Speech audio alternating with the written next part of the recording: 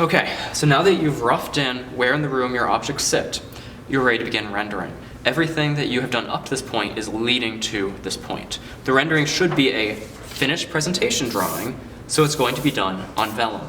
And as a finished presentation drawing, it's going to need 1/2-inch borders and a 3-inch title block. Go ahead and draw those in now so you don't forget where they are.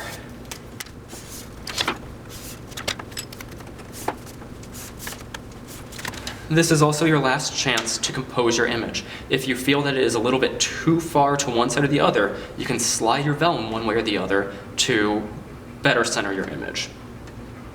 I'm not going to bother putting information in the title block yet. I'm just roughing it in so I know where it is. I'll add the information later. What I am going to do is add blue tape around the border so I don't accidentally smudge outside of my border. Remember, cleanliness counts. Take a second to get some of the tack off of it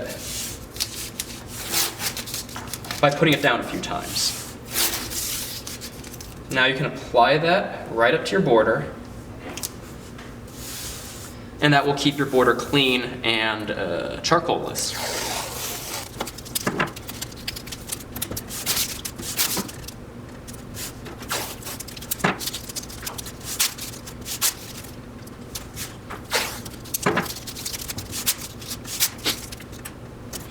Okay, so if this is the room that you are directly observing, you can just begin shading based on your observations.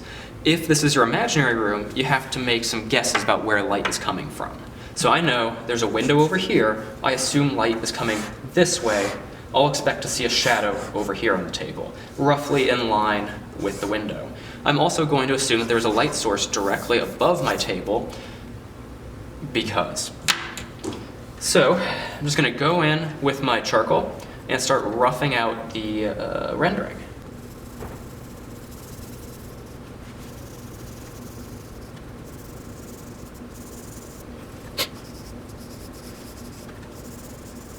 Don't forget, your eraser is a drawing tool. So use your eraser to crisp up those lines. What we're doing here is using the lines we just drew on the sheet below this as guidelines, so we don't have to erase our guidelines later.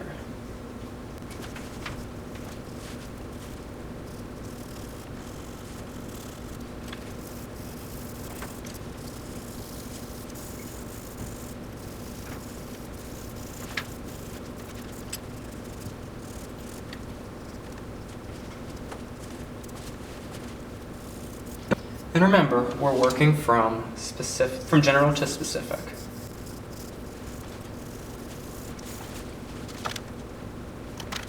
If you do use your drafting tools to get nice clean lines with the charcoal, please remember to wipe them off later.